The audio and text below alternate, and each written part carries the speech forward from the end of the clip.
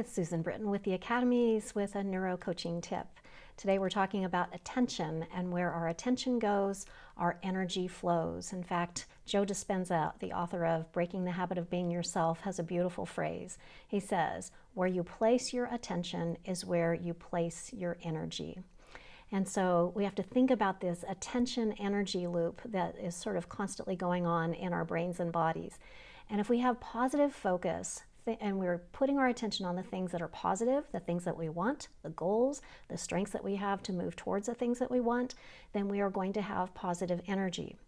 The minute that we put our attention on the negative, the things that we don't want, the things that are irking us or frustrating us or causing us to be sad or depressed, we are going to absolutely turn quickly towards negative energy.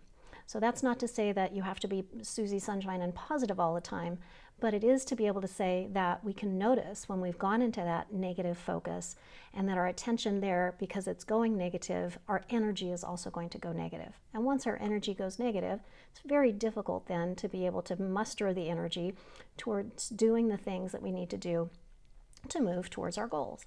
So it's interesting too, because the brain has different processing speeds for the unconscious and the conscious. It's been said that we can process up to 2 million bits of data, or actually just millions of bits of data per second on an unconscious level. But when it comes to our conscious processing, in other words, the things that we can really pay attention to, that number is just a fraction, somewhere between 2 to 60, sometimes 80. Different studies say different amounts, but 2 to 60 or 80 amounts, or 2 to 60 bits of information per second.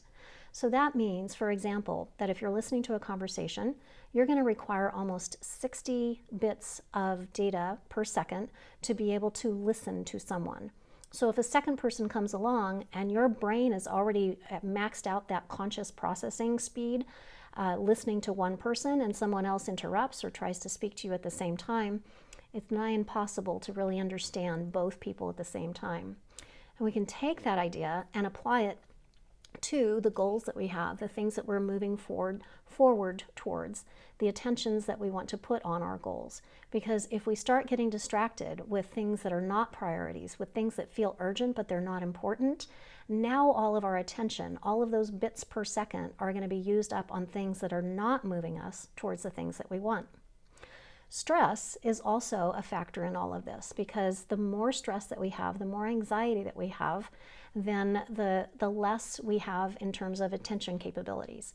So there's external stressors, things like deadlines or conflicts, and there's also internal stressors, which would be things like exhaustion or pain that can impair our attention. And so the more that we add to our anxiety, the more our neural circuits are going to kind of not function as effectively and give us the control that we need to be able to stay focused and pay attention. So lots of things go into that whole attention distraction, attention energy loop. And if we're just simply aware of, my brain has a limited amount of bits per second that it can process, what do I choose to give my attention to so that I can move towards the things that are positive in my world and in my life, and that I can leverage the pieces of my strengths, my values, my intentions that are going to keep that energy as high as possible for as long as possible to move as quickly as possible towards the things that are important to you.